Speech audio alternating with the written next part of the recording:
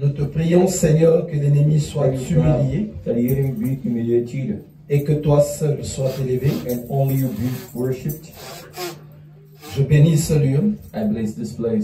Je proclame et prophétise la gloire de Dieu au milieu de nous. Je brise les connexions avec le monde des ténèbres. Je détruis les connexions démoniaques.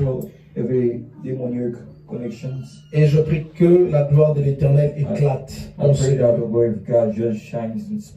Et cela dans le nom de Jésus. Je prie que les raisonnements, les hauteurs, les forteresses qui s'élèvent contre la connaissance de Dieu, qui ont été bâtis dans la vie de ma soeur et de mon frère, soient totalement renversés, et cela dans le nom de Jésus. Je bénis l'Église. Je bénis les temps qu'on passera en ce lieu. Et cela dans le nom de Jésus. Nous disons Amen. Soyez tous bénis au nom de Jésus. Je bénis ce jour où Dieu nous fait encore la faveur. La faveur d'être là. C'est un jour encore particulier qui se choisit pour manifester de sa présence. Je sais qu'il va te parler. Je sais qu'il va communiquer encore son onction. Je sais qu'il va guérir les malades. Je sais qu'il va délivrer ceux qui ont des possessions. Je sais qu'il va briser des malédictions et que son nom va encore être élevé et magnifié en ce jour. Mon esprit, mon âme est dans la joie quand ce jour arrive, parce que c'est le jour du Seigneur. Et le jour du Seigneur, c'est un jour de miracle, un jour de grâce, un jour de délivrance, et un jour de restauration. Donc je vais inviter d'abord le frère Véron qui va simplement monter. Il va monter, le frère Véron. Alors je vais le présenter à l'église. C'est lui qui prend la responsabilité de la sécurité au niveau de l'église. Parce que nous nous rassemblons. Dieu a une part de responsabilité.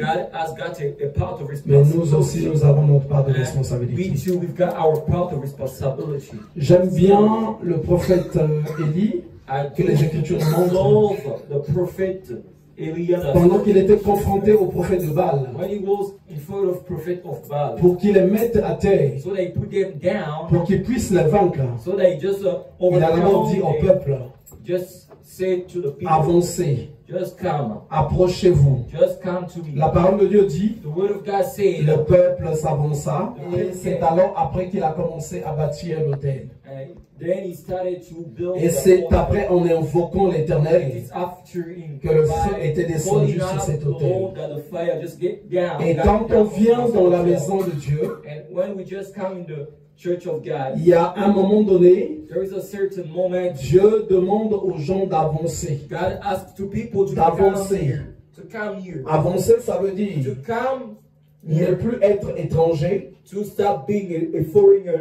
comprendre le travail qui se fait, en faire maintenant partie, et c'est alors ensuite que le feu s'allume.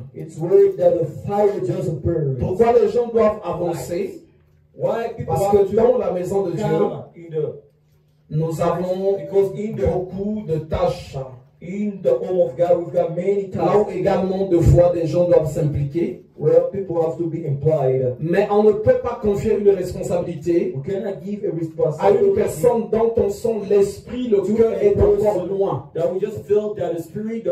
ça, c'est un préalable. Et en regardant, en observant, en voyant, le Seigneur m'a conduit à lui donner cette responsabilité sur la sécurité. about the security. Je ne dirais pas qu'il est meilleur à toi. I don't say that it's mais ce que je dirais, c'est que dans ce terme-là, il faut l'écouter, il faut lui faciliter la tâche. Il te dira deux fois ce jour-là de prendre ton manteau, de rentrer avec.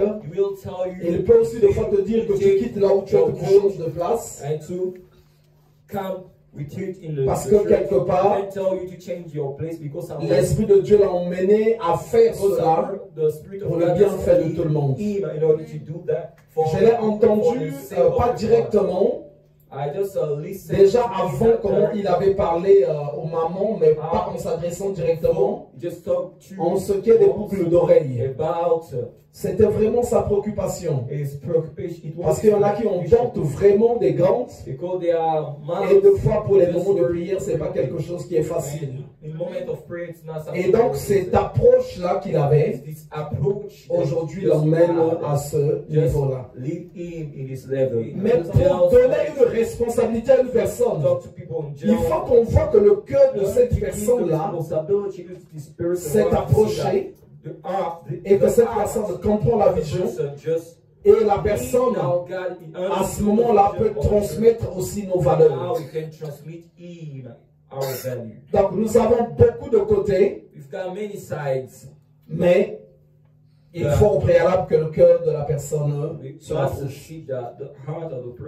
Et donc je le bénis pour cette responsabilité de la sécurité. Nous avons des fois des fils dans la salle qui jonchent. Nous avons des fois des gens qui vont se déplacer, qui vont des fois aller comme ceci. Même pendant le déroulement de nos cultes, il peut avoir des fois un mot à dire, parce que sur ça et ça, ils trouvent que ce n'est pas conforme. Donc ceux qui font partie de l'équipe de sécurité, je vois par exemple la sœur Pierrette, je vois par exemple la sœur Elodie et d'autres personnes qui travaillent dans la sécurité. Donc vous avez un responsable aujourd'hui, donc le frère Véran. Ce que je demande, c'est que vos cœurs soient ouverts, vos cœurs le bénissent et lui favorisent, lui facilitent la tâche. Quand nous prions pour les gens, nous avons des fois des situations aussi difficiles. Il faut essayer de placer les gens par-ci et là. Et donc, ça sera sa responsabilité dès aujourd'hui. Je peux te dire, oui, mais en tout cas, moi, je ne trouve pas ceci. Souvent, il y a des cœurs qui sont très contestataires. Mais ce que je veux dire, quand une personne reçoit des responsabilités comme ça, en termes délégataire, il devient exposé. Si par exemple il y a une situation ici, la police arrive, on va tout de suite me demander qui j'ai donné délégation d'une tâche. Donc son nom serait aussitôt aussi cité et puis il ira répondre. Donc on peut me poser la question, qui est chargé de la sécurité? Ben, moi je vais te montrer de regarder BFM TV. Je donne son nom et la police part chez lui. Ah oui, monsieur le responsable de sécurité, qu'est-ce que vous avez fait? D'abord là, et j'aimerais qu'on acclame le Seigneur pour ça. Il va simplement se mettre à genoux en regardant l'église. L'église va faire une courte prière. L'église va se lever. Tu vas prier en proclamant des paroles de grâce pour lui. Que sur cette tâche que le Seigneur lui confie, qu'il soit fort et qu'il soit plein de sagesse. Nous prions tous au nom de Jésus. Notre Père Dieu Tout-Puissant, je prie que ta main s'étende, ta grâce se libère en ce lieu. Nous bénissons notre frère, le frère Véran, pour cette tâche, pour cette responsabilité auquel il est appelé en ce jour. Cette responsabilité qui lui est confiée, nous voulons, Seigneur, que tu l'accompagnes, que tu lui donnes de la force, et s'y implique vraiment, il expérimente la main de Dieu, que la gloire de Christ éclate encore, et cela dans le nom de Jésus. Nous le bénissons et nous disons Amen. Donc soyez tous bénis au nom de Jésus. Donc on avance un calice qui sont adressés, le frère Edouard. On va aujourd'hui encore faire la volonté de Dieu en annonçant ce qui est agréable. Je crois de tout mon cœur que le Seigneur va te toucher et qu'il va te parler. Que le Seigneur va se manifester en ce jour. Je crois de tout mon cœur que tu vas être béni, que tu vas être restauré, que tu vas être délivré.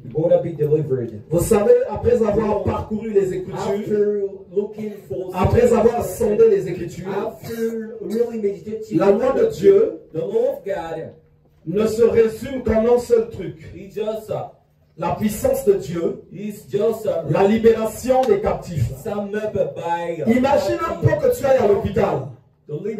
Mais cet hôpital-là, on ne soigne pas des gens, mais on leur fait juste la lecture des médicaments, ou soit on leur lit simplement des posologies. Voilà comment guérir telle maladie. Cet hôpital-là n'aura plus sa raison d'être.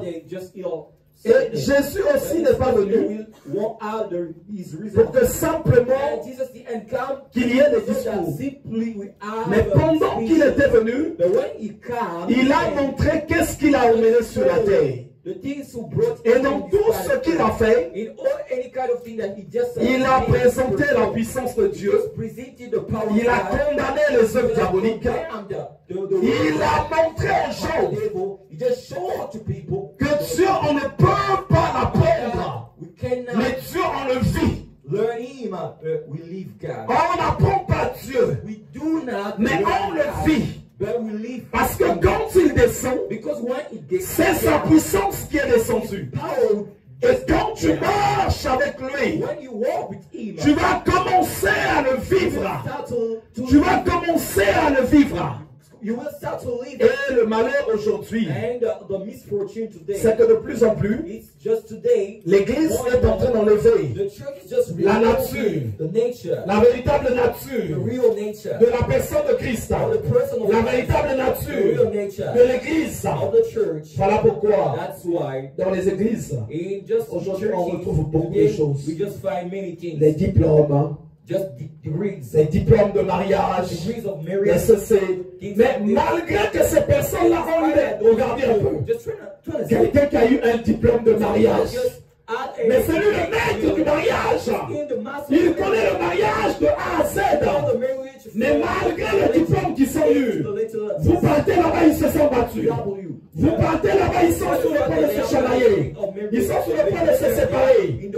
Mais le diplôme leur sert à quoi? Malgré les enseignements sur le péché, vous savez, un pécheur ne passe pas ton temps pour lui dire il faut plus voler. Tu n'es pas la première personne. Même le juge lui a déjà dit ça. Pendant qu'il était passé devant le juge, s'il n'a pas écouté le juge, c'est pas toi qu'il va écouter. Parce qu'en fait, le vol qu'il pratique, c'est pas un vol simple. C'est quelque chose qui est en lui. C'est quelque chose. Ceux qui étaient là le mercredi, je crois que vous avez vu, on avait un message un peu particulier. Il a parlé des inquiétudes et des soucis. Et le Seigneur m'avait parlé depuis mardi. Il y a des gens dans l'église qui ont les démons des inquiétudes et les démons des soucis. Tu peux avoir beaucoup de soucis et quelqu'un va arriver avec faut pas avoir de soucis. Même dans la Bible on a dit ceci. Tu vas passer ton temps. Il a déjà écouté ça sur internet. Il a déjà entendu ça chez un pasteur. Il faut que tu détruises cette chose là. Il faut que tu la détruises. Il y a quelque chose. Et pendant que le message se donnait, il y a une personne déjà avait senti que les inquiétudes qu'elle a vécues depuis l'enfance, ce n'étaient pas des inquiétudes normales. Et ça a commencé à monter. Ça a commencé à monter. Quand on a fini, j'ai prié pour les gens.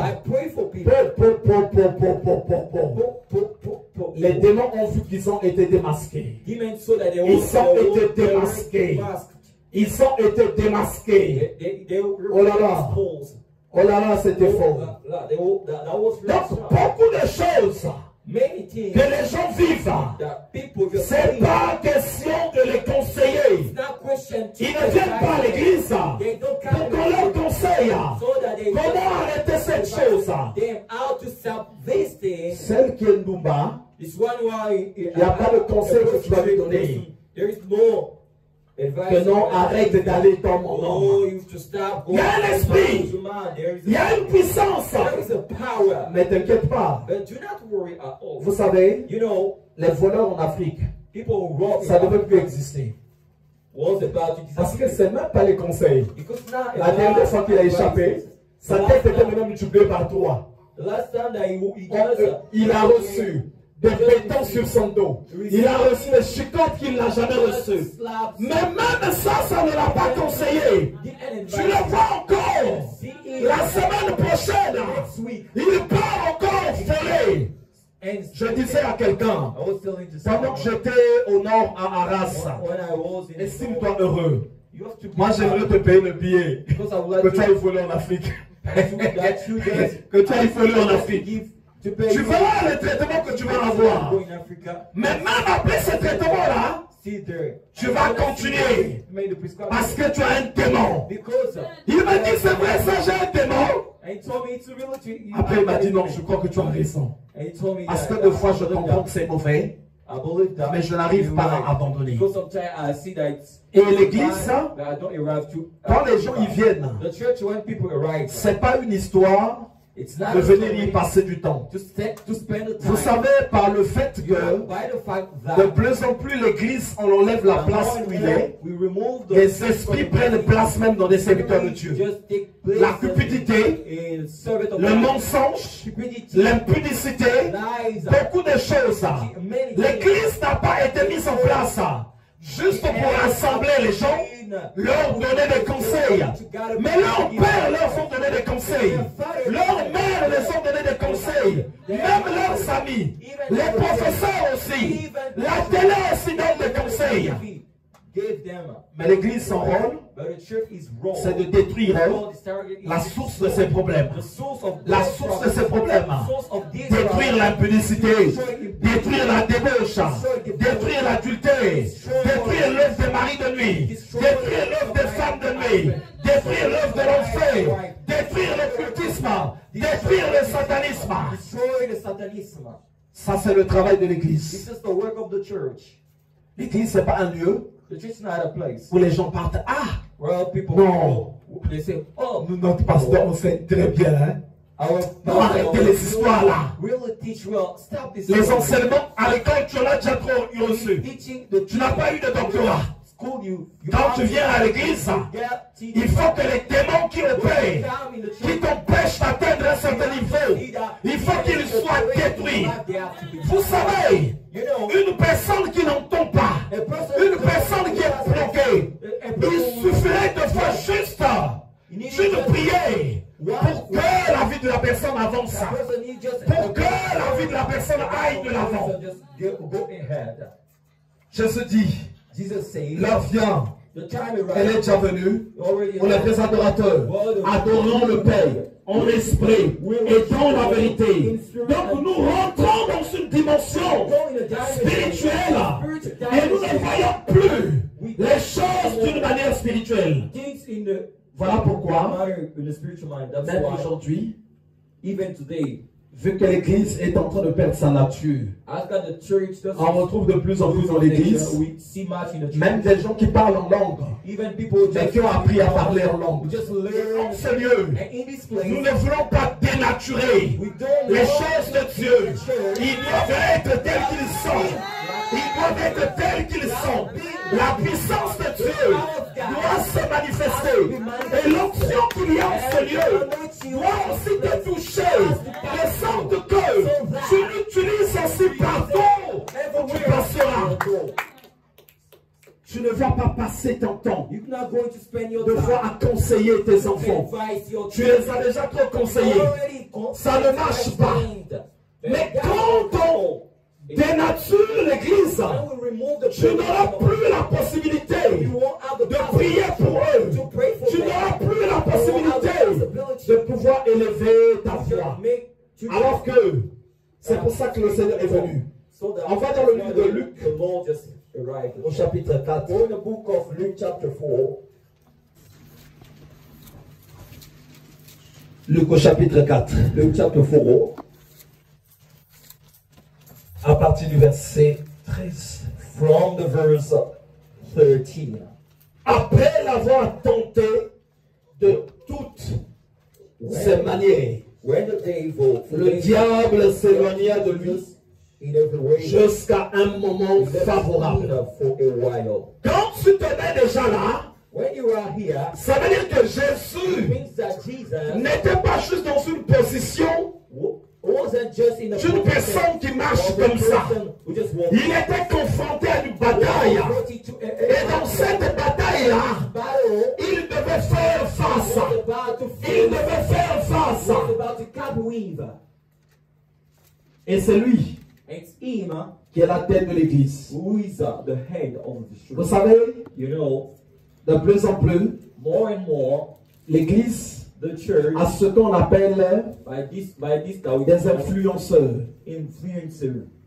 des motivateurs, qui ne sont pas des serviteurs de Dieu, qui sont simplement des influenceurs. Donc il peut te dire des bonnes choses, il peut te dire des belles choses, il peut te donner une certaine motivation, mais quand tu rentres dans la profondeur des choses de Dieu, si tu as le discernement, tu vas t'apercevoir que non, Dieu n'est pas dedans. On continue le verset 14. Jésus, revêtu de la puissance de l'Esprit, retourna en Galilée et sa renommée se répandit dans tout le pays d'alentour. Il enseignait dans les synagogues et il était glorifié par tous. Il se rendit à Nazareth où il avait été élevé et selon sa coutume, il entra dans la synagogue le jour du sabbat. Il se leva pour faire la lecture et on lui remit le livre du prophète Isaïe. L'ayant déroulé, il trouva l'endroit où il était écrit. Amen. Donc la place que Jésus va lire, cette place nous montre pourquoi l'Esprit de Dieu vient dans la vie de la personne. Vous savez, l'Esprit de Dieu, pour d'autres personnes, est venu pour qu'il devienne riche. Non, c'est faux. C'est faux. C'est faux. C'est faux. Voilà pourquoi de plus en plus, beaucoup de personnes, dans un souci de compétition, dans un souci de concurrence, un tel a tant de personnes, un tel a une Ferrari, un tel est comme ceci, un tel est comme ça. Il va dire ceci, que Jésus aussi c'était un sapeur. Il va te dire ceci, que quand tu es serviteur de Dieu, il faut avoir une grande voiture. Et c'est même là que beaucoup de personnes s'appellent aujourd'hui blessing. Il faut voir leur profit. Tu vas voir. Armand blessing. Deborah blessing. Rebecca blessing. Machin blessing. En fait, ça veut dire un tel, donc soit Judith bénédiction. Amandine bénédiction. Et tu regardes déjà le profil de la personne. Si c'est une femme, regarde le maquillage déjà pour te montrer sa bénédiction. Regarde les mèches pour te montrer sa bénédiction. Or, il est écrit, nous sommes bénis de toutes les bénédictions spirituelles. C'est là la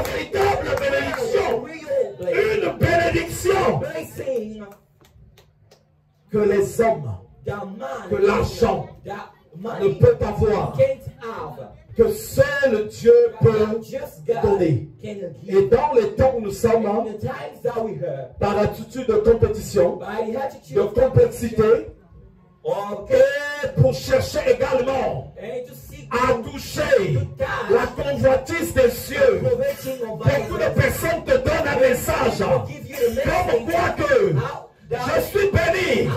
Regarde comment je suis. Je suis béni. Regarde comme cela. La majorité de ces messages, si tu es attentif, ça emmène vers la convoitise des cieux et la convoitise de la chair. Il y a quelqu'un que je connais très bien, qui était ici aussi avec nous, après avoir suivi sa formation dans une grande église. Une grande église. Quand tu arrives là-bas, il y a des milliers. Ils sont à Saint-Denis, ils sont à Blanc-Ménil, ils sont dans beaucoup d'endroits. Un message leur avait été donné. Quand tu aimes une voiture que tu dois avoir, il faut la prendre en photo. Il faut prendre la maison là en photo. Tu regardes ça. Tu convoites ça. Tu commences à aimer ça. J'ai dit aux frères, sans te rendre compte, en fait c'est des apprentis sorciers qu'on fabrique là-bas. Même toi-même aussi. Mais tu vas commencer à aimer le monde. Qu'est-ce qu'il est écrit? N'aimez pas le monde, ni les choses qui sont dans le monde. Tu vas commencer à faire grandir la convoitise. Tu vas commencer à faire grandir la convoitise. Au lieu qu'on les emmène vous savez, quelle que soit ta BMW, quelle que soit ta Ferrari, aucun mari de nuit n'aura peur de ça. Aucun mari de nuit. Quelle que soit ta BMW, aucune femme de nuit. Bon, j'ai eu ma BMW maintenant. Ce mari de nuit là, il va savoir. Il va pas savoir. Il va être avec toi à côté. Vous allez rouler ensemble là. Vous allez faire toutes les courses ensemble là. Il faut que tu aies la grâce d'en haut. Celle qui va faire fuir les démons. Celle qui va mettre les maladies à terre. C'est cette grâce-là que l'Église doit parler. Que l'Église doit parler. C'est de cette grâce-là. Mais on est dans un temps là où même souvent les gens ne se repentent pas. Souvent les gens ne se repentent pas. Souvent les gens ne se convertissent pas. Mais ils abandonnent quelque chose. Vous savez, abandonner quelque chose et se convertir pour Dieu, ce n'est pas la même chose. Il y a des gens, des fois ils volaient, l'âge est passé, il a vu bon, je ne peux plus continuer de voler, il arrête de voler. Ça ne veut pas dire qu'il a donné sa vie à Dieu. Et même dans l'église, et parmi ceux qui servent le Seigneur, on retrouve beaucoup de personnes comme ça. Beaucoup de personnes comme ça. Vous savez, si c'est par le fait que la personne ne vole plus, mais tous les plans seraient des pasteurs, presque tous les plans seraient des prophètes. Mais vous allez voir au milieu d'eux, il n'y a pas de ceux qui servent le Seigneur. Parce que servir le Seigneur, c'est autre chose. C'est autre chose. Et donc le frère là, je lui disais, sans que tu te rendes compte, la convoitise était vraiment en train de grandir en toi. Et jusqu'à aujourd'hui, tout ce qu'il a comme envie, lui, de l'église, c'est une église de milliers. Là où il y aurait des coupages de Ferrari, des chauffeurs qui le conduisent. Je dis, wow! Ah, mais dis donc, quel rêve! Quel rêve! Mais il n'y a pas à réfléchir. Un serviteur de Dieu comme ça sera un voleur. Et d'abord, de là où il venait également, tout ce qui se disait, on était la semaine de l'huile. La semaine de l'huile. Il y a un pasteur qui vient de quelque part et il y a des flacons d'huile qui sont vendus. Des flacons d'huile. L'huile commence à 24 000. 24 000. 22 000. 20 000, 18 000. Et cette semaine-là, l'église a fait des recettes de 800 000. Regarde comment c'est plein. Regarde comment c'est plein. Bon, après aussi, quand tu regardes le livre de Thessaloniciens, bon, ces personnes-là aussi, c'est Dieu qui les envoie pour confondre en fait ceux qui refusent d'accepter la vérité. Puisque Thessaloniciens dit, parce que vous refusez d'entendre la vérité, je vous envoie des puissances d'égarement qui vont vous égarer parce que vous avez rejeté l'amour de la vérité. Ça veut dire que là-bas, Dieu n'est pauvre. Pour être avec Dieu, il faut déjà être riche. Sinon, Dieu ne va pas marcher avec toi. Le verset 18. L'Esprit du Seigneur est sur moi. Parce qu'il m'a point pour annoncer une bonne nouvelle aux pauvres. Il m'a envoyé pour guérir ceux qui ont le cœur brisé, pour proclamer aux captifs la délivrance et aux aveugles le recouvrement de la vue, pour envoyer libres les opprimés, pour publier une année de grâce du Seigneur. Donc Jésus va dépeindre pourquoi l'Esprit de Dieu devait être dans la vie d'une personne qui sert le Seigneur. Il m'a pour annoncer une bonne nouvelle aux pauvres. Il m'a envoyé pour guérir ceux qui ont le cœur brisé. Donc il parle d'abord des pauvres. Parce que les pauvres de cette génération, en fin de compte, ils ne sont pas pauvres. Si tu vois quelqu'un qui souffre, quelqu'un qui a des difficultés, ne te moque pas de lui. C'est le système qui a conçu ça. Et tant que tu ne t'es pas soumis à ce système-là, il y a des choses que tu ne vas pas avoir. Et certaines personnes souffrent, sont opprimées par des démons. Et quand le Seigneur arrive, il dit à cette personne, lève-toi et marche. C'est le monde qui t'a condamné. Et moi je dis que dans mon nom, au nom de Jésus, tu as le pouvoir de te lever et de sortir de là où tu étais. Donc, depuis là, il nous parle déjà de la puissance de Dieu. Pour guérir ceux qui ont le cœur brisé, ceux qui ont reçu des chocs, ceux qui pleurent, ceux qui sont en difficulté, pour proclamer aux captifs la délivrance, ceux qui sont captifs de la sorcellerie, des maris de nuit, des femmes de nuit, des démons, des satanistes. Quand l'Esprit de Dieu vient sur la vie de la personne, c'est pour que ces personnes-là reçoivent la délivrance. Et aux aveugles, le recouvrement de la vue. Ici, quand on nous parle des aveugles, il y a un passage qui dit ceci: ceux dont le prince de ce monde a obscurci l'intelligence. Donc il y a des gens, il est aveugle parce qu'il y a un voile que le diable a mis. Il ne peut plus discerner le bien du mal, le péché. Il accepte, il le tolère. Et Jésus vient pour ôter le voile de l'aveuglement, pour ôter aussi le voile de l'aveuglement par rapport à la vie que nous vivons.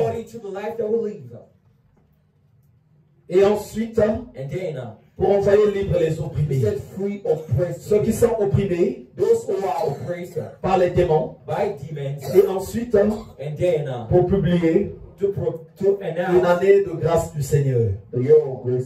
Et donc le Seigneur va dire, ben voilà, c'est pour ça que j'ai été loin. Ensuite il roula le livre, le remit au serviteur et s'assit. Tous ceux qui se trouvaient dans la synagogue avaient le regard fixé sur lui.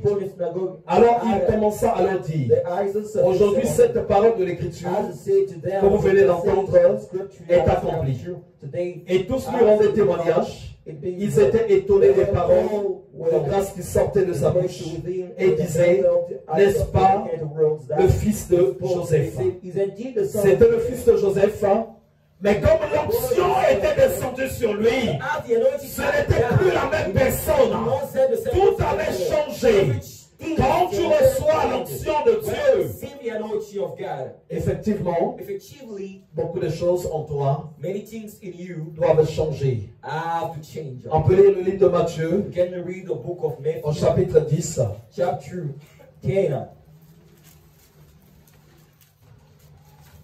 Donc lui-même aussi, ayant expérimenté ça,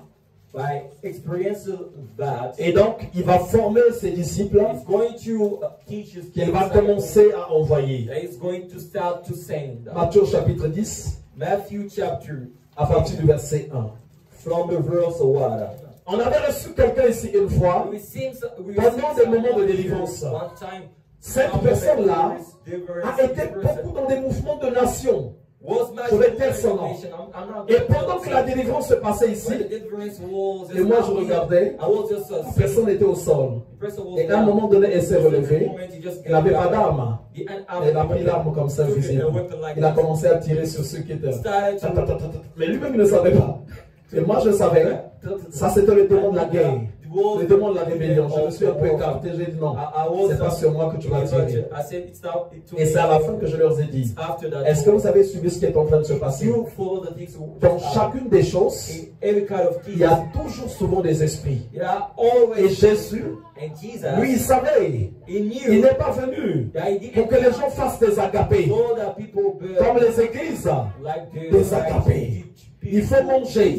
Il faut manger. Il y a même des fois des gens qui préparent la nourriture des pasteurs. Après le culte, le pasteur doit manger. Ah oui. Ça veut dire que le pasteur n'a pas sa maison pour manger, quoi. Ça veut dire qu'il n'a pas sa femme, quoi. Il peut faire à manger. L'église, non, c'est autre chose. C'est pour que la puissance de Dieu soit visible. Matthieu 10. Ayant appelé ses 12 disciples, il leur donna le pouvoir. Tu veux très bien. On ne dit pas ceci. Il leur a enseigné des versets bibliques. Mais ici, la parole de Dieu dit, il leur donna le pouvoir. Il leur donna le pouvoir. Serviteur de Dieu. Toi qui n'as pas reçu ce pouvoir, tu es Pharaon. Il faut laisser les enfants d'Israël partir. Il faut qu'ils partent pour eux. Laisse-les tranquilles. Laisse-les tranquilles. Il ne leur a pas donné un diplôme. Il ne leur a pas donné autre chose. Il ne leur a pas donné de voiture. Il ne leur a pas donné quoi que ce soit. Mais il dit ceci. Il leur donna le pouvoir. Il leur donna le pouvoir. Ça veut dire que quand ils ont reçu le pouvoir, même le pouvoir naturel, quand tu le reçois, tu n'es plus la même personne. Imaginons seulement. Bon, moi je connais quelqu'un qui était avec nous ici. Il priait aussi. Je vais taire son nom. Il y a un moment donné, en fait, ça s'est fait sans qu'il ne le sache. Il était parti au pays. Et quand il est revenu ici, il est aussitôt nommé ministre au pays. Et c'est d'ici qu'il va être appelé. Depuis là-bas. Va chez France, prends le billet. Les gardes du port vont t'attendre à l'aéroport. Parce que le gouvernement va être publié. Et donc, cette personne-là, par le pouvoir qu'il a reçu, aussitôt il a changé. Et même quand il vient ici, on ne peut plus le voir comme on le voyait avant. Il ne va plus là où il allait avant, parce que le pouvoir change. Le pouvoir change. Mais les diplômes ne changent pas.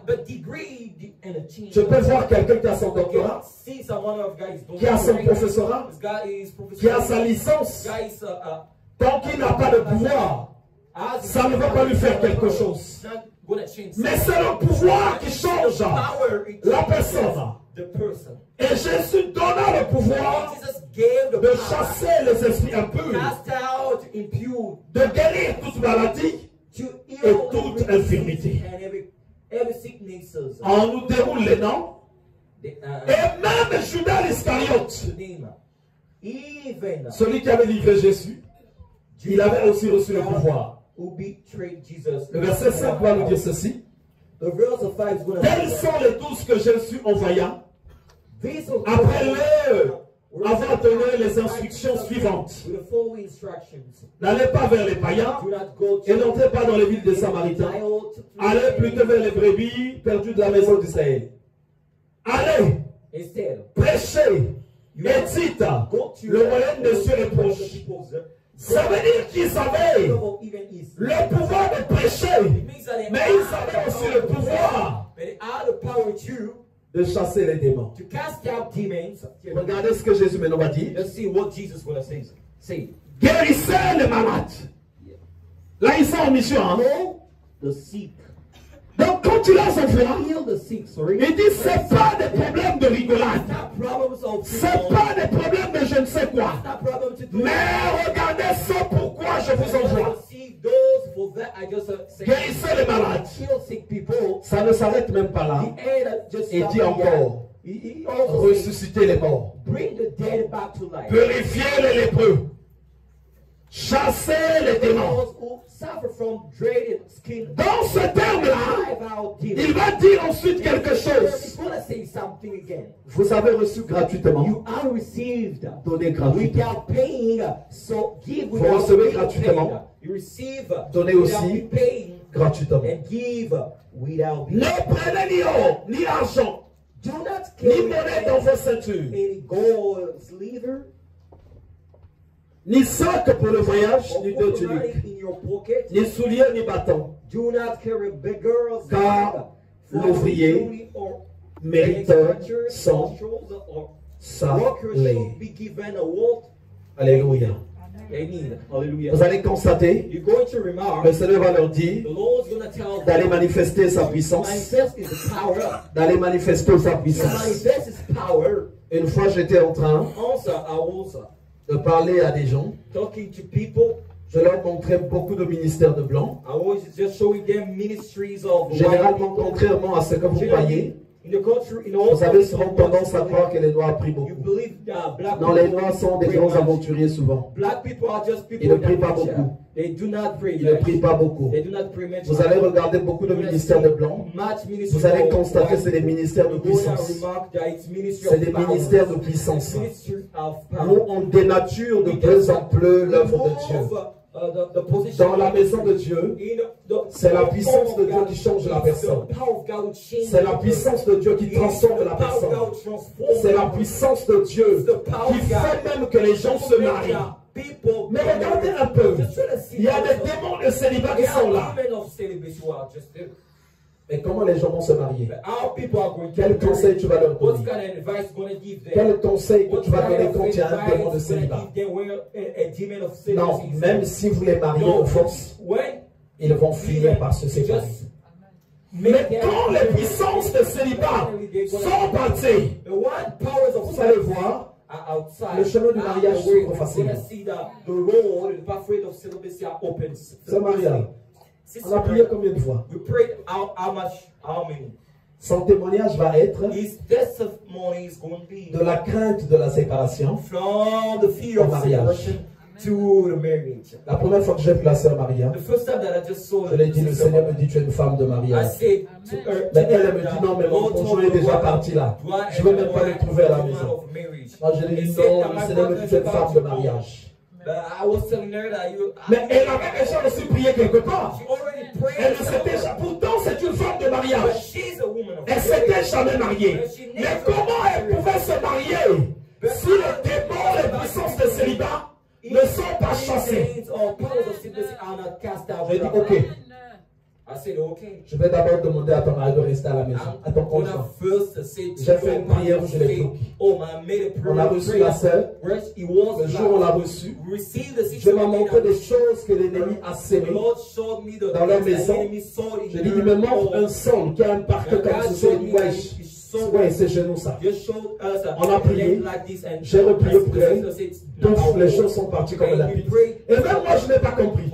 Même une notion de dépense 3 mois avant, mais oui. Mais chez nous c'est parti rapidement.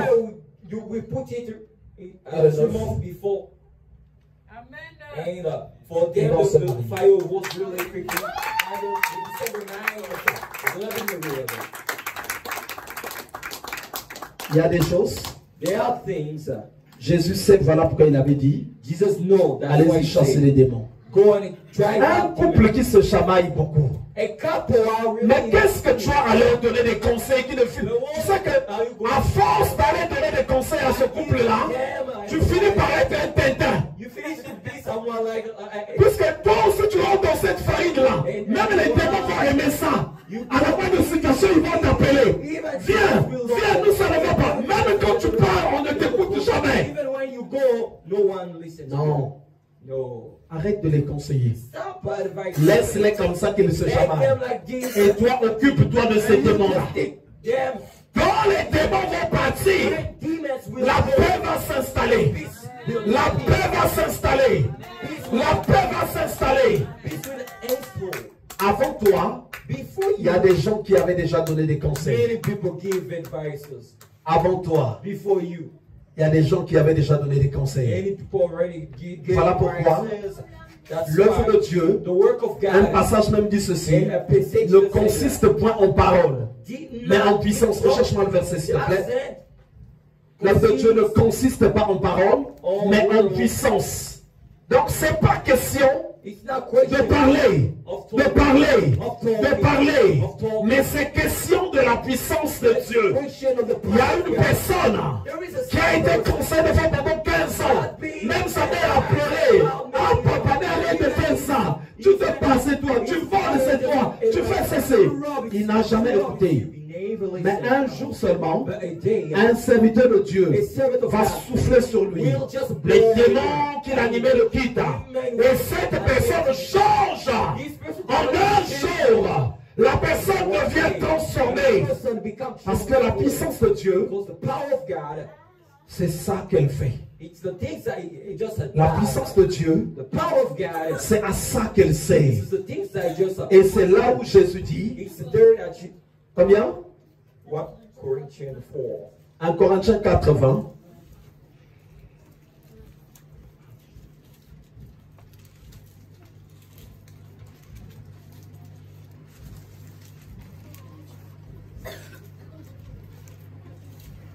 Prions le Seigneur. Car le royaume de Dieu ne consiste pas en paroles, mais en puissance. Quelque part, il dit aussi, ma prédication n'a pas reposé sur des discours persuasifs de la sagesse, mais sur une démonstration d'esprit et de puissance. 1 Corinthiens 80, redonne-moi aussi le verset que je viens de citer, s'il te plaît.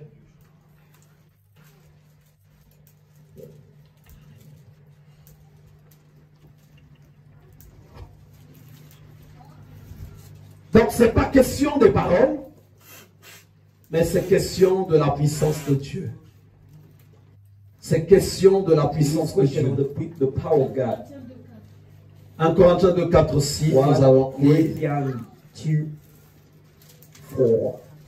Et ma parole et ma prédication ne reposaient pas sur les discours persuasifs de la sagesse, mais sur une démonstration d'esprit et de puissance. Alléluia. Une démonstration d'esprit et de puissance. Il y a une personne que nous avons au milieu de nous. Son temps va arriver où elle va témoigner. Je vais juste faire une anticipation pour elle. Cette personne était partie auprès de beaucoup de médecin. Et elle a le dossier quand elle va témoigner, vous allez voir. Donc elle avait des trompes. C'est ça, c'est les trompes qui s'appellent, hein? Bouchées. Donc ça ne pouvait pas. Donc il ne fallait même pas essayer. Donc toi là c'est déjà foutu. Mais quand je demande aux gens d'avancer, de prier, au moment où je disais à l'évangéliste, viens poser ta main sur elle. Je touche son nombril. Et elle voyait quand elle rentrait chez elle une douleur. Mais cette douleur, elle a senti, ça fait des années dans le passé, quand elle avait fait le nettoyage. Je crois les trompes quand sont bouchées. Hein? Voilà. Elle dit, mais c'est bizarre. C'est comme si on est en train de me nettoyer. Et elle continuait de venir. Elle continuait de venir. Elle continuait de venir. Et ça fait des années qu'elle avait perdu de l'espoir sur ça. Et voilà qu'à un moment donné, elle était appelée à un contrôle. Et quand elle arrive là-bas, le contrôle va être fait. Et comme par hasard, en fait, ça devient plus débouché que débouché même. Tu dis, mais qu'est-ce qui s'est passé? Parce que la prédication ne se limite pas dans des discours. On ne vient pas juste pour parler, mais on doit ramener la puissance de Dieu.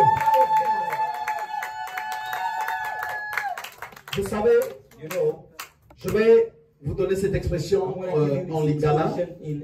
Le féticheur. En lingala, qui est une langue de chez moi, une langue nationale, il s'appelle Nganga. Ça, c'est le féticheur. Mais quand quelqu'un va voir un féticheur, est-ce que c'est pour qu'il te dise, raconte des choses? Tu veux voir la puissance. Et quand on dit dans la Bible, il a fait de nous un royaume et des sacrificateurs.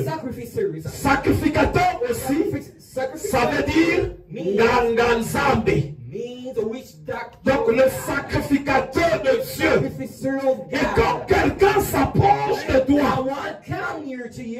arrête seulement les discours. Il a déjà entendu ça. Il a déjà entendu ceci. Non, c'est pas le discours. Les gens veulent voir la main de Dieu. Les gens viennent dans la maison de Dieu pour voir la main de Dieu. Et donc, parce que Christ n'avait pas donné que la parole, mais il a donné la puissance également pour neutraliser les œuvres diaboliques, pour neutraliser les œuvres maléfiques. Vous savez, moi déjà par mon expérience, quand je viens à Dieu, c'est suite à une maladie. C'est là que le Seigneur m'avait interpellé. Pour ceux qui ont suivi le témoignage de la sœur Elodie, qui avait sa maladie, qui était grave pour elle. Ça faisait 2 ans. Elle est partie d'hôpital en hôpital jusqu'à prendre la décision d'aller maintenant soigner ça traditionnellement. Or, quand tu vas traditionnellement, ça veut dire que tu touches maintenant au fétichisme. Tu touches maintenant à ceci. Quand elle est venue me le dire, en fait, je crois qu'elle pensait même me faire peur. Ah oui, je l'ai dit, j'ai prié pour ça. Et on ne parlait pas le même langage. J'ai dit, les gars, va me chercher de l'eau. Et va ramener une bouteille d'eau. J'ai prié pour cette eau. J'ai dit, mets-toi en genoux. J'ai prié pour elle. Elle est partie. J'ai dit, bois cette eau-là. Et les jours qui suivaient, bouffe, la maladie a été coupée. Alors, à quoi ça te sert de prêcher juste l'évangile? De prêcher l'évangile? Moi, il y a des serviteurs de Dieu que je considère qu'ils sont des journalistes du royaume. Journalistes du royaume, il va arriver. Jésus marcha sur les eaux. Alléluia. Bon, en fait, il a marché sur les eaux. Ok. Mais qu'est-ce que ça te change, toi? Qu'est-ce que ça rajoute à ta vie? Ce que Dieu veut, c'est que toi aussi tu vois le miracle. C'est que toi aussi tu sois dans le miracle. Ça, c'est le plan de Dieu. Ça, c'est la pensée de Dieu. Dieu ne veut pas qu'on la prenne comme à distance, mais il veut qu'on soit participant. Qu'on le connaisse de cette manière, qu'on le vive. C'est ça que Dieu veut. C'est ça que Dieu veut. C'est ça que Dieu veut. Voilà même dans le livre des Actes des Apôtres. Actes des Apôtres. J'aime bien cette partie. Actes au chapitre 2. Acts chapter 2. Acts chapter 2. Actes au chapitre 2. Acts chapter 2. À partir du verset 14. From the verse 14. Alors Pierre, se présentant avec les 11, éleva la voix et leur parla en ces termes. Hommes juifs, et vous tous qui séjournez à Jérusalem, sachez ceci et prêtez l'oreille à mes paroles. Ces gens ne sont pas ivres, comme vous le supposez, car c'est la 3e heure du jour. Mais c'est ici ce qui a été dit par le prophète Joël. Dans les derniers jours, dit Dieu, je répandrai de mon esprit sur toute chair. Vos fils et vos filles prophétiseront. Vos jeunes gens auront des visions. Et vos vieillards auront des songes. Oui, sur mes serviteurs et sur mes servantes, dans ces jours-là, je répondrai de mon esprit. Et ils prophétiseront. Je ferai paraître des prodiges en haut dans le ciel et des miracles en bas sur la terre. Du sang, du feu et une vapeur de fumée. Alléluia. Donc lors de la venue de l'église, Pierre va parler maintenant d'une vie, d'une saison miraculeuse qui va commencer. Une saison miraculeuse. Il ne parle pas d'une institution de design de la bonne aventure. D'une institution de design de je ne sais quoi. Voilà pourquoi, quand Dieu fait quelque chose, ne le cache pas. Parce que cette génération doit voir la main de Dieu. Il y a une maman pour qui je priais, moi l'évangéliste et même l'ancien Dorothée a participé à ses prières. Quand elle est venue dans l'église, le jour où elle a parlé de ce problème, quand elle soulève ses pieds, je crie. Suivant les pays en Afrique, cette maladie a des noms. En RDC, ça s'appelle maladie MPC. Chez moi, ça s'appelle Mwanza. Donc le corps se déchire. Vraiment, sur le plan scientifique, c'est un cancer. Et donc, elle était cuite. Il n'y avait pas de solution. Il n'y avait pas de réponse. On a prié, on a enduit là. Quelques temps après, tu viens voir ses pieds, tu cries wow, on t'a changé les pieds. Wow. Non, c'est simplement Dieu veut montrer sa puissance. Ce qui est malheureux, elle a honte de témoigner. Mais elle n'avait pas honte de venir vers Dieu. Témoigner beaucoup. Témoigner beaucoup pour que les païens apprennent qu'il y a un Dieu qui sauve, qui délivre, qui guérit, qui relève, qui restaure. Témoigner beaucoup. Parler de la grandeur de Dieu. Parler de ce que Dieu fait. Parler de ce que Dieu fait. Ce serait une manière de confondre les trafiquants de l'évangile. Les trafiquants de l'évangile. Ceux qui demandent les 3000. Ceux qui demandent les 1500. Dis-lui, mais encore tu n'as même rien fait, tu demandes de l'argent comme ça. Seigneur. Il y a une église où était partie notre sœur. Ils ont une potion magique là-bas. Ça s'appelle le jus. C'est ça, non? Le jus. Le jus là est vendu partout. On va même pas DHL. 70 euros. Hein? Voilà, 60 euros. C'est une petite bouteille. Mais c'est du pétrole qu'on a mélangé avec le citron. Et c'est ça que les fidèles doivent boire. Mais va voir les milliers qui sont là-bas. Tous ceux qui prient là-bas, ils ne peuvent plus se séparer du jus. Quand il marche, sa bouteille de jus ne peut pas manquer dans le sac. Il prépare la nourriture, il met un peu de jus. Il prépare le foufou, il met un peu de jus. Il dit Seigneur, Seigneur. Mais si tu leur poses des questions aussi, pas de miracle. Mais le nombre de bouteilles de jus qui sont vendues là-bas par jour, regarde les recettes journalières. C'est pas vrai. Et Jésus a dit, donnez gratuitement ce que vous avez reçu gratuitement. Et donc la parole de Dieu ne consiste pas en parole, mais elle consiste en puissance. Ça, quand tu l'as compris, ça te met en sécurité, toi, ta maison. Aucune chose ne peut régner éternellement. Il est écrit dans le livre d'Ésaïe que les ténèbres ne régneront pas toujours. Mari de nuit, femme de nuit, sorcellerie, magie, quels que soient les contrats. Quand tu as compris l'évangile, ces choses-là ne peuvent plus avoir le dessus sur toi. C'est ça le principe de l'évangile. C'est ça le principe de l'évangile. Alors tu peux de fait te dire ceci. Oui, mais chez nous, on prie beaucoup. Il n'y a pas de diplôme. Il n'y a pas de ceci. Laisse tomber, il n'y a pas de diplôme de sorcellerie. Il n'y a pas des diplômes des choses de Dieu. Voilà. Il n'y en a pas. Mais c'est la puissance de Dieu qui descend. C'est la puissance de Dieu qui descend et qui fait de toi.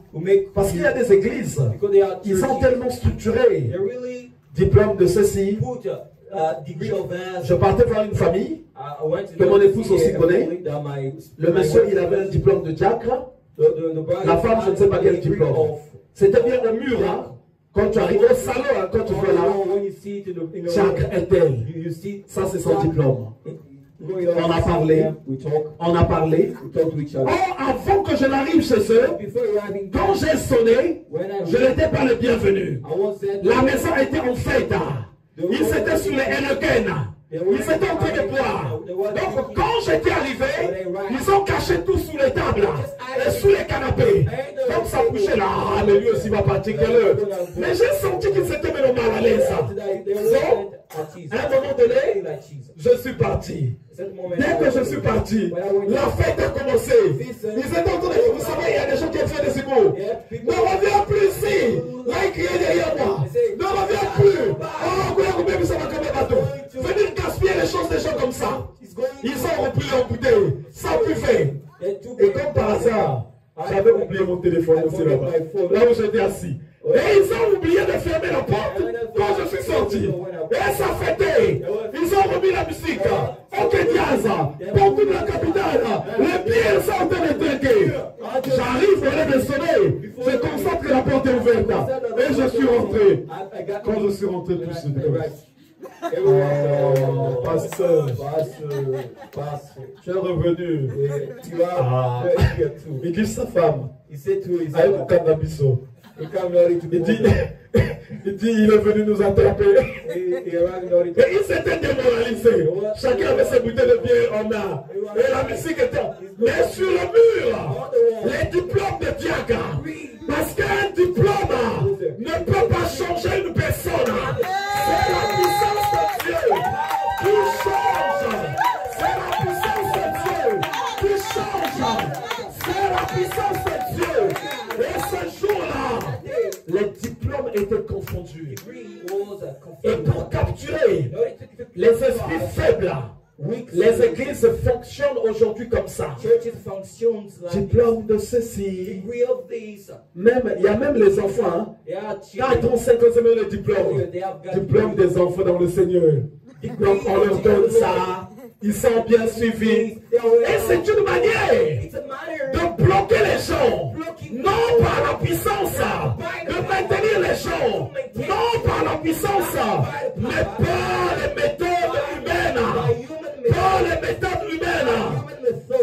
Alors que la chose de Dieu n'est pas quelque chose d'humain. N'est pas quelque chose d'humain. Jésus a dit ceci. Il faut que vous naissiez d'eau et d'esprit. C'est alors que vous rentrez dans le royaume. C'est les choses de l'esprit. Et ça, ma caméra, c'est les choses de l'esprit. Ça n'a rien à voir. Voilà pourquoi vous allez constater, l'église devient un lieu de raillerie. C'est là que se passent toutes les désolations. Les grands adultères, c'est là que ça se passe. Le grand mensonge, le grand escroquerie, le grand sorcier, parce que sa nature a été enlevée. Il a été dénaturé. Il a été dénaturé. Alors que l'église doit être telle que le Seigneur l'a laissée. Et dans cette génération,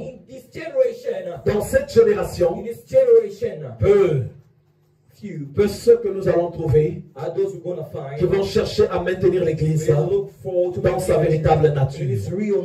Dans sa véritable nature. Je disais à un serviteur de Dieu qui me parlait des nombres de fidèles qu'il avait. Ah oui, je crois qu'ils étaient à 800 comme ça. Oh, nous sommes 800. Moi je lui ai dit, ah, seulement. Mais les catholiques ils sont combien? Il avait plus de moi à me dire. J'ai dit, vu que les catholiques sont plus nombreux que vous, donc eux, ils sont plus dans la vérité que vous. Il n'avait pas de mots à me dire. Le nombre ne veut pas dire la vérité. Le nombre, on ne sait pas comment ils sont arrivés. On ne sait pas qu'est-ce qui les a emmenés. On ne sait pas. On ne sait pas. Ce qui doit être visible, c'est la toute-puissance de Dieu. Celle-là qui guérit, celle-là qui restaure, celle-là qui relève, celle-là qui fait du bien. Cette puissance-là qui doit descendre dans vos maisons pour apaiser les choses. Cette puissance-là qui va confondre. Je vais dire à quelqu'un, c'est pas parce que tu n'as pas fait les langues études. C'est pas parce que tu n'es pas cadre, mais Dieu en toi va confondre les cadres de ta famille qui n'arrivent pas à gérer les mariages, qui n'arrivent pas à se gérer. Ils vont voir. Lui n'a pas fait les études, mais cependant, la grâce de Dieu est en lui. Et l'église de Dieu, quand tu arrives, Dieu qui va te faire du bien, il va te demander de commencer d'intercéder. Alors que là où il n'y a pas l'église en vérité, on va chercher à te faire asseoir. On va. Une bonne partie de pasteurs sont confrontés aux couples problématiques. Or, le mariage est un champ de Dieu. Et ce chant est un chant de paix. Quand il n'y a pas la paix, ça veut dire qu'il y a la sorcellerie dedans. Quand il n'y a pas la paix, ça veut dire qu'il y a la présence des démons qui sont dedans. Et le serviteur de Dieu, tout ce que tu as appelé à faire, c'est de monter pour détruire, pour être en fuite. La puissance de l'enfer. Le Seigneur m'utilise pour que vous soyez bénis. Mais il y a un contrat avec Dieu. Dieu aime la gloire. C'est comme pour celle-là qu'il a chassé Satan. Il a chassé les démons. Parce qu'il voulait s'accaparer de cette gloire. Lui, il aime qu'on l'élève. Il aime qu'on l'élève. Et en ce lieu, si tu n'es pas prêt de témoigner, quand tu as des problèmes, finis tes problèmes avec tes démons vicieux. Si tu trouves que tu dois témoigner, on va prier pour toi. Alléluia. Alléluia. Est-ce qu'on peut réacclamer très fort? Ne cachez pas ce que Dieu fait. Ne cachez pas. Quand le Seigneur vient, et comme on l'a lu, il ne vient pas juste pour que les gens parlent, mais pour que les gens aillent prier en chassant les démons, en guérissant.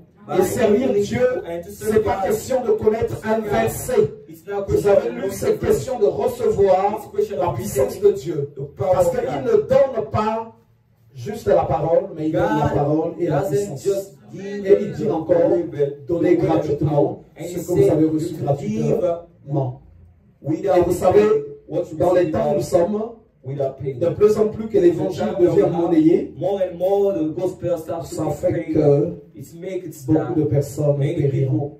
Même ceux de foi qui n'ont pas les moyens, ceux qui n'ont pas de foi quelque chose, ils ne peuvent pas.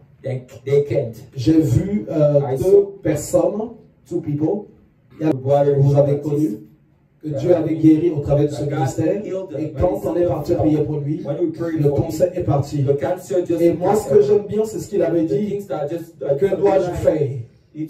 Regardez Élisée avec Naaman le Syrien. Les serviteurs d'aujourd'hui prennent directement l'argent. Or, derrière l'argent, il se cache beaucoup de choses. Quand tu sers le Seigneur, fais bien ton travail. Et quand Dieu voudrait te bénir, il te bénirait. Et la bénédiction de Dieu, je le redis bien, n'a rien à voir à la base avec le matériel. Non, n'a rien à voir. Le matériel, c'est d'abord autre chose. Mais il est écrit, nous sommes bénis de toutes les bénédictions spirituelles. Si on veut montrer la bénédiction de Dieu, on le montre au travers de sa puissance. Voilà ce que j'ai. Voilà, c'est ma bénédiction. Voilà, c'est ma bénédiction. On est appelé pour la libération des gens, la libération des captifs, la délivrance de ceux qui étaient dans les mains de l'ennemi. C'est à ça qu'on est appelé. D'abord, faites le constat dans l'église, à commencer des musiciens, des instrumentistes de ceci. Voilà pourquoi d'abord on est resté longtemps ici sans musiciens. Je connais bien la publicité, il n'y a pas, en fait je crois que même sa maison. C'est les musiciens. C'est là qu'elle habite. Dans les églises, c'est là qu'elle habite. Pourquoi en fait? Parce que l'église donne des conseils. Les conseils, c'est les assistants sociaux. Ils vont se charger de ça. Le conseil, c'est la famille. Le conseil, c'est le tribunal. Nous, on n'est pas là pour donner des conseils. On est là pour chasser les démons. On est là pour guérir les malades. Un pécheur qui le fait des années, il a reçu des conseils, il n'a pas changé.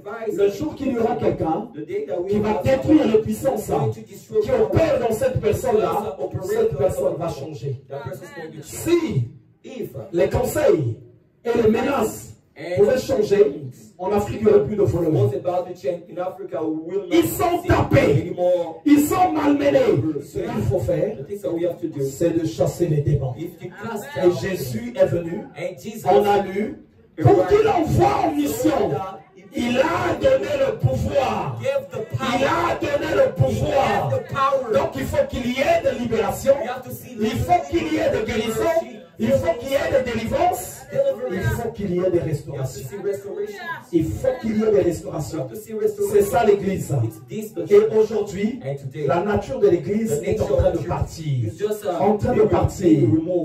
Moi, étant serviteur de Dieu, je ne viendrai pas chez toi 10 fois si vous me chamaillez encore. Non. La sorcellerie est déjà là. Les conseils allaient chez les assistants au tribunal. Moi, je viendrai pour venir prier afin que la paix se rétablisse. Et aujourd'hui encore, bien que l'heure est partie, je vais prier pour l'église. Je vais prendre l'église d'huile. Et après, nous allons clôturer.